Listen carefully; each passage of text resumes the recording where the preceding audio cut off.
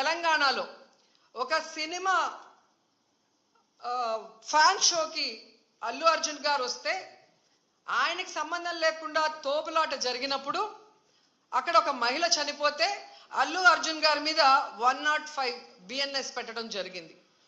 మరి అలాంటప్పుడు ఇక్కడ ప్రతి సంవత్సరం లక్షలాది మంది వస్తారని తెలిసి వాళ్ళకి సేఫ్టీ కల్పించి వాళ్ళకి అన్ని సౌకర్యాలు అందించి వాళ్ళకి టికెట్లు ఇవ్వడానికి క్యూలో ఏర్పాట్లు చేయాల్సిన బాధ్యత ఉన్న చంద్రబాబు నాయుడు గారి నుంచి టీటీడీ చైర్మన్ పాలక మండలి నుంచి కింద స్థాయి ఎస్పీ వరకు మరి అందరూ బాధ్యత వహించాలి కదా.